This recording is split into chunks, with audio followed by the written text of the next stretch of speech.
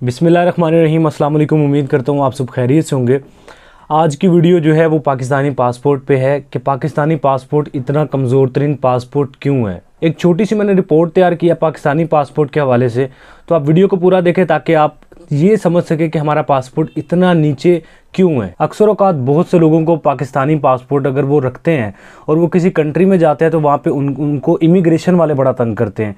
Even के immigration वाले वही कंट्री नहीं जो वीज़ा रिक्वायर्ड है, बल्कि अगर आप किसी वीज़ा ऑन अराइवल या वीज़ा फ्री कंट्री में भी जाएँ तो कुछ लोगों को वहाँ पर भी इस पासपोर्ट को लेकर काफ़ी इशूज़ फेस करना पड़ते हैं। कुछ लोगों को, हर किसी को नहीं, लेकिन कुछ लोगों को करना पड़ जाते हैं।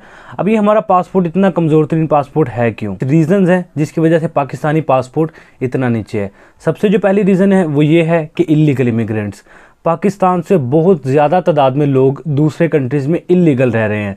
मतलब हाल ही में एक 2019 की एक रिपोर्ट है, उसके मुताबिक तकरीबन बोस्निया जो एक यूरोपियन कंट्री है, वहाँ पे 21,000 इल्लीगल इमिग्रेंट्स में से 8,000 इमिग्रेंट्स पाकिस्तानी थे। 8,000 रिफ्यूजीज़ थे जो थे वो पाकिस्तानी थे। तो आप यहाँ से आइडिया कर लें कि हर तीसरा बंदा जो रिफ्यूजीज़ है वो पाकिस्तानी है। इसके अलावा लोग टूरिस्ट वीज़ा पे जाते हैं, किसी भी कंट्री में गए, वहाँ पे जाके उन्होंने ये नहीं करना कि वहाँ पे कोई जॉब ढूंढ के अपना स्टेटस चेंज कर लें या अपने वीज़ा की एक्सटेंशन कर लें, बल्कि इन चीज़ों से वो दूर रहते हुए 30 दिन का वीज़ा होता है, 30 दिन वहाँ पे गुजारते हैं और फिर वहाँ पे ओवर स्टे हो जाते हैं। फिर डर के मारे वो वापस नहीं आते कि यार हम इल्लीगल हो चुके हैं, पता नहीं क्या होगा, और वो वहाँ पे इल्लीगल रहना शुरू कर देते हैं।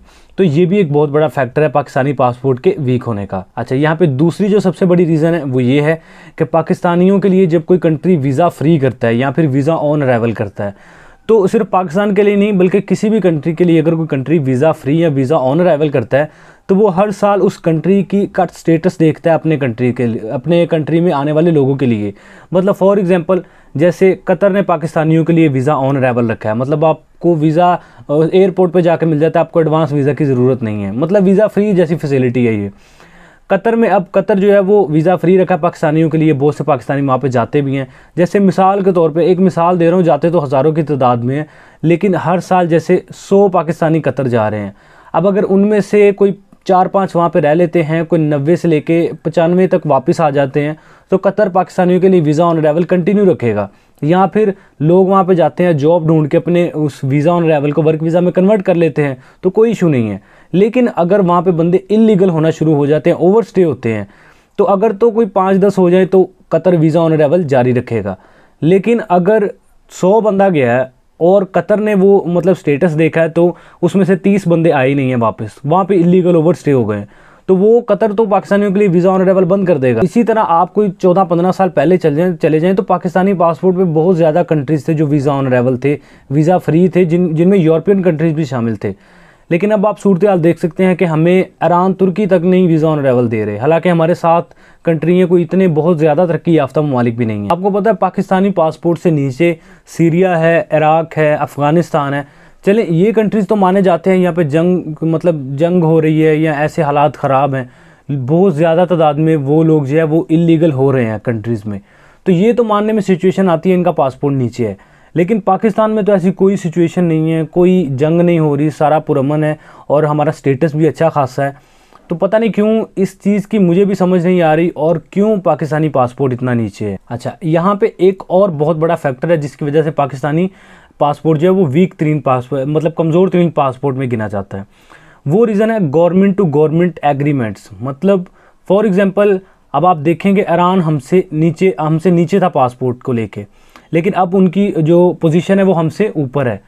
अब आप ये देखें, ईरान के ऊपर पाबंदियां हैं और पाकिस्तान ईरान से कई गुना ज़्यादा आगे है, लेकिन ईरानी जो सिटीज़न है वो तुर्की, आर्मेनिया, अज़रबैजान, जॉर्जिया, इन कंट्रीज़ में विदाउट वीज़ा ट्रैवल कर सकते हैं। मतलब ईरानी सिटीजन्स को, ईरानी पासपोर्ट रखने वालों को इन कंट्रीज़ में तुर्की या फिर Armenia, Azerbaijan, central Asian countries हैं और इसके अलावा जॉर्जिया है, ये सारे ईरानियों को जो है वो वीज़ा ऑन अराइवल दे रहे हैं, फ्री वीज़ा दे रहे हैं एंट्री।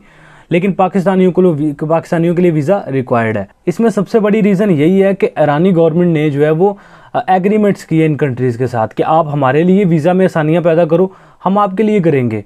तो ये टोटली डिपेंड करता है पाकिस्तान की फॉरेन मिनिस्ट्री पर और जो गवर्नमेंट पे डिपेंड करता है कि अपने पासपोर्ट की वैल्यू बढ़ाने के लिए आप दूसरे कंट्रीज़ के लिए आसानियाँ पैदा करें ताकि आपके कंट्री के लिए भी आसानी पैदा की जाए।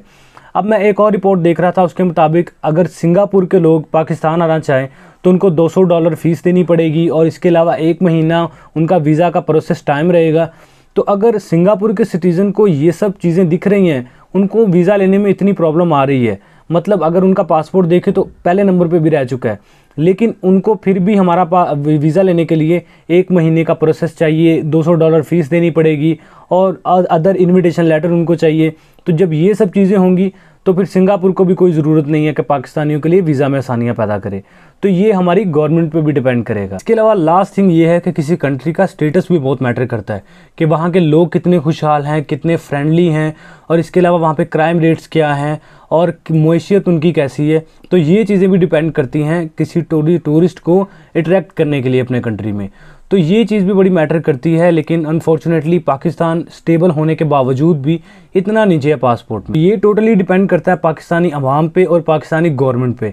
पाकिस्तानी अवाम इलीगल जाना बंद कर दे, लीगल जाएं, बाइज़्ज़त तरीके से जाएं, और इसके अलावा गवर्नमेंट को भी चाहिए कि अपनी जो एक स्टेटस है इंटरनेशनल लेवल पे उसको बेटर करे, दूसरे कंट्रीज़ के साथ एग्रीमेंट्स करें ताकि आपके कंट्री के लिए भी वीज़ा के लिए आसानियाँ पैदा हों। बाकी यार पाकिस्तान को चाहिए, पाकिस्तानी गवर्नमेंट को चाहिए कि कम से कम अपने पासपोर्ट पे ईरान, तुर्की, इंडोनेशिया, इन कंट्रीज़ को तो वीज़ा ऑन अराइवल ले लें। आपके इन कंट्रीज़ के साथ बड़े क्लोज ताल्लुक हैं तो कम से कम इनसे तो वीज़ा ऑन अराइवल लें। अज़रबैजान से वीज़ा ऑन अराइवल ले लें, ई वीज़ा आपको दे रहा है, उनसे बात करके उनसे वीज़ा ऑन अराइवल ही तकरीबन ले लें ताकि पासपोर्ट की कुछ ना कुछ तो वैल्यू हो। मेरी इन्फॉर्मेशन के मुताबिक कुछ ये फैक्ट्स थे जिनकी वजह से पाकिस्तानी पासपोर्ट की रैंकिंग इतनी नीचे आ गई है कि ईरान हमसे ऊपर चला गया। तो आगे आने वाली सिचुएशन क्या है ये कोई नहीं जानता, पता नहीं, हो सकता है ये सीरिया भी हमसे ऊपर चला जाए। तो उम्मीद करता हूँ इस वीडियो से आपको नॉलेज भी मिला होगा और आपका दिल भी टूटा है, लेकिन जो हकीकत थी, जो सच था, वो मैंने आपके सामने बयान कर दिया है। तो बाकी वीडियो में कुछ पसंद आया तो लाइक कर दे, चैनल को सब्सक्राइब कर लें। मिलते हैं अगली वीडियो में, अपना बहुत सारा ख्याल रखिए। अल्लाह हाफिज़।